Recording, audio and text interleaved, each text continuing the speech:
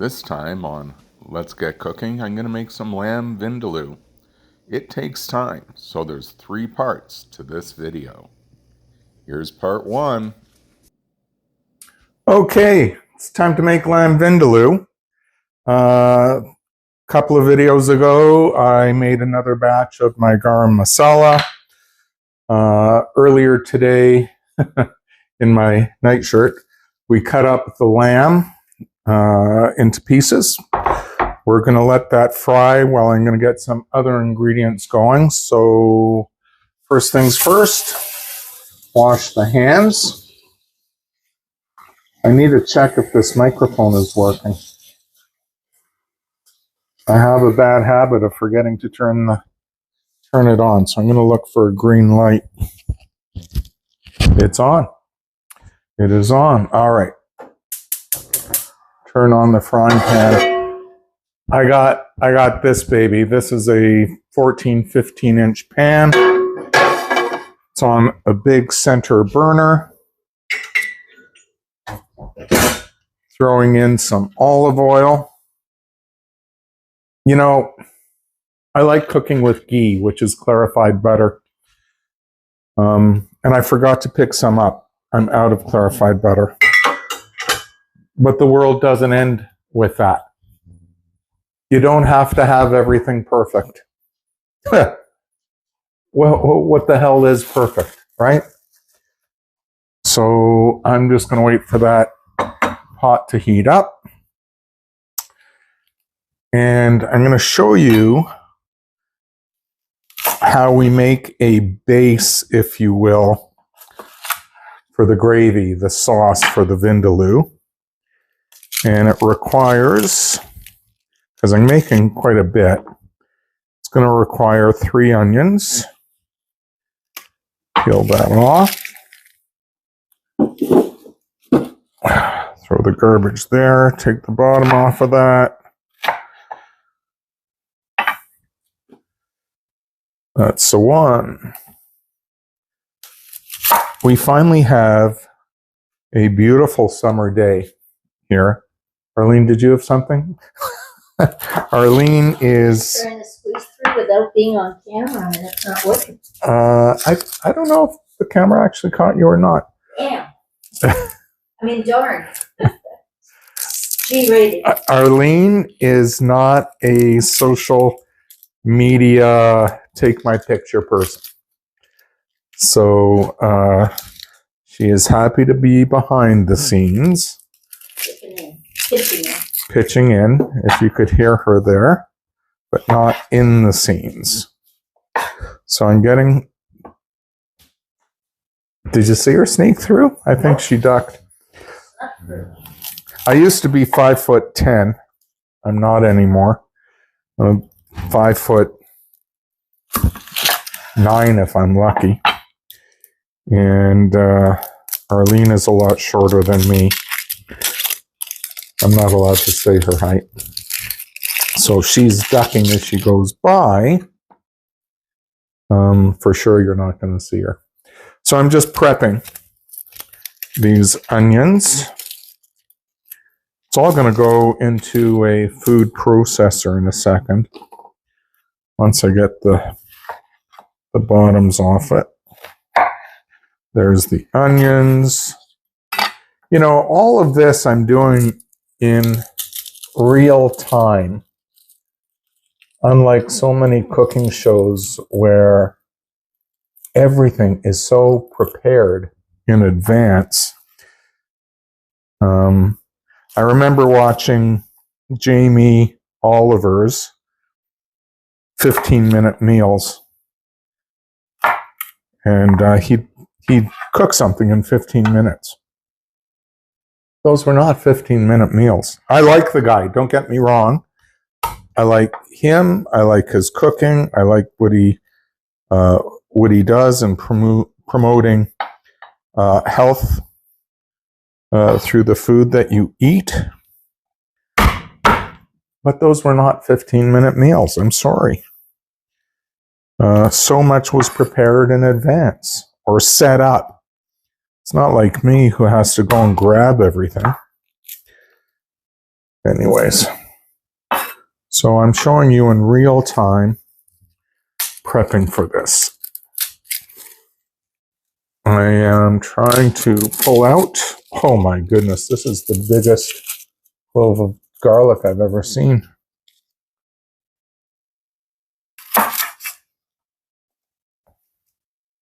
If you take the flat of your knife and smash the clove, the skin of the garlic tends to come off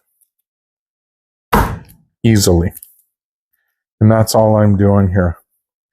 I am no hotshot chef. You can do this too. And I'm trying to get all that off of my fingers.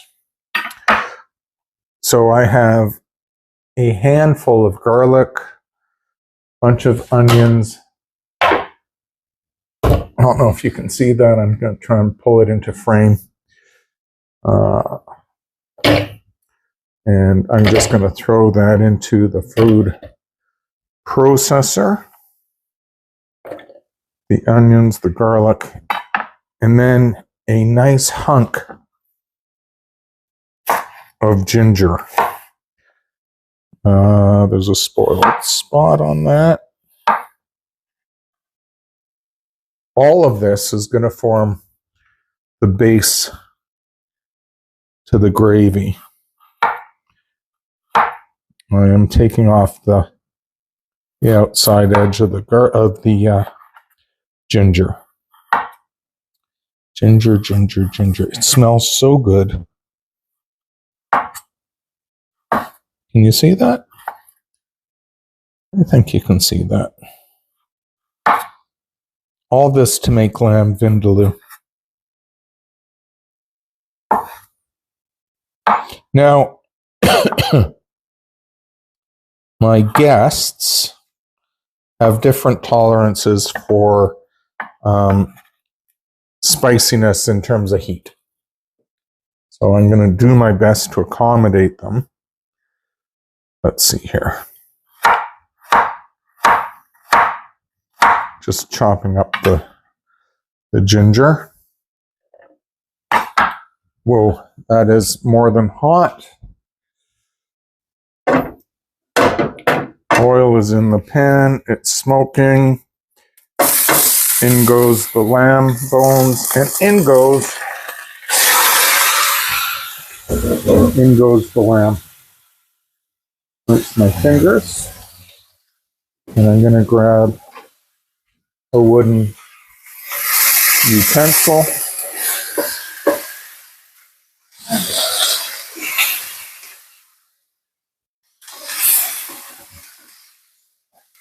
Woo!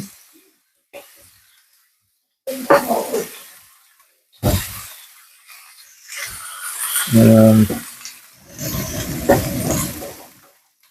this is interesting. We got the noise from the frying, the noise from the fan, and my talking into the microphone. So this is yet another video experiment by me. There we go. To see how that goes. I'm just going to show you. There we go.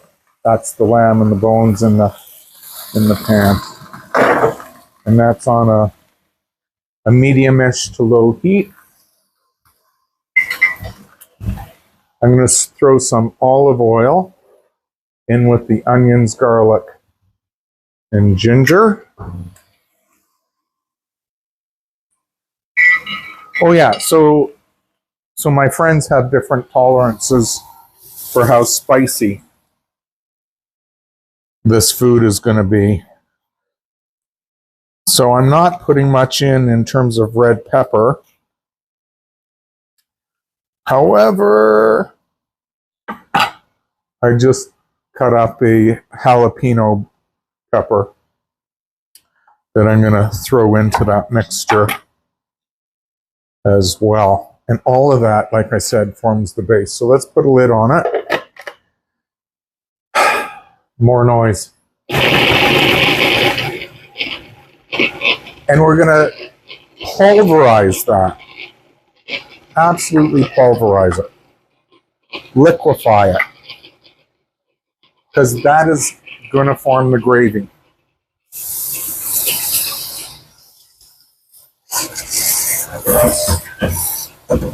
I am cleaning as I go. Arlene and I both do this. I think me more so than her. But we're both kind of clean as you go kind of people. Can you see this? Let's see if I can zero in on it. There we go. That is truly pulverized. That's going to create a gravy. Beautiful. Beautiful. Just going to mix some down. Ginger, onion, garlic, and a jalapeno for a bit of heat.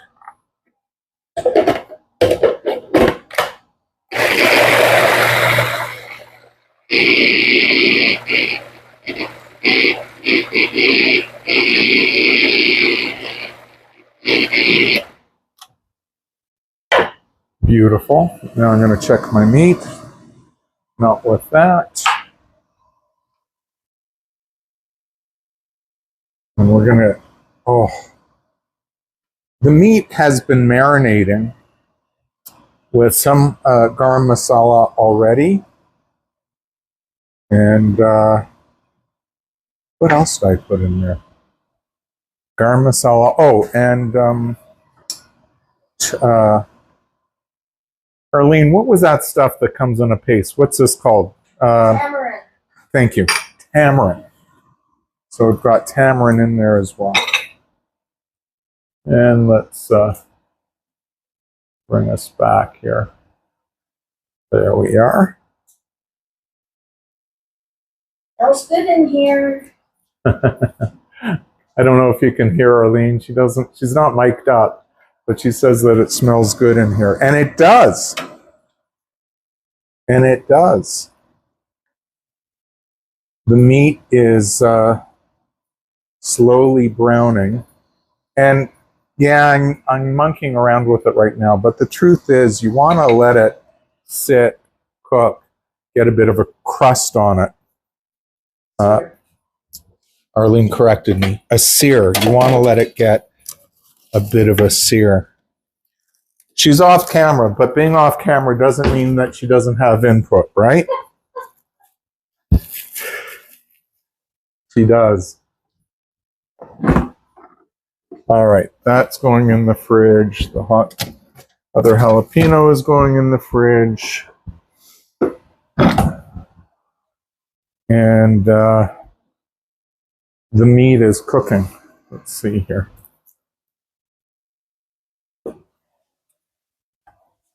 Our machatunum, that is a Jewish word, machatunum, and it means the in-laws to our son. Yeah, the in-laws to our son. There's a Jewish word for that relationship, machatunum. They gave us a bunch of mangoes last week when we were together.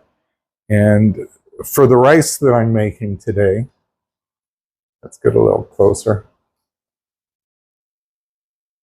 For the rice that I'm making today, once the rice is cooked, I'm going to add fresh mango. So it's going to be mango rice, and I'm also going to add some saffron. So it's saffron rice with mango. The other thing that I've done to prepare for this dinner, check that out. I'm going to be making fresh naan bread. So this is a dough that, from scratch, and into it went a couple cups of flour, what's it called, to make it rise? What's it called to make it rise? Arlene just left. Oh my God. Here, I'm pulling it out. Don't you hate it when you have word finding problems? Yeast. Like, duh. Oh, I thought you were looking for a word that meant make it rise. No. So flour, yeast, and yogurt. Greek yogurt and water and a little bit of salt. I made the dough last night. I let it rise. I let it proof for an hour, bashed it down, let it rise another hour, then stuck it in the fridge overnight, took it out this morning, made little balls of dough with it, 8 balls of dough, and it was proofing again in the fridge, and I took it out about an hour ago, and it's rising beautifully. But this is, I'm going to take it out, I'm going to roll it out, and then bake it on a griddle. So I don't bake it in the oven. Almost as if you're making a pancake out of it. And it is going to be an amazing naan bread. Naan, naan. This is cooking nicely. And I don't know how to pause the camera. Let's see. No, I'm not going to do that. Actually, I'm going to turn off the camera for a few minutes while this continues to cook. And then we'll come back when I'm ready to cook it in a sauce and make the sauce. Bye now.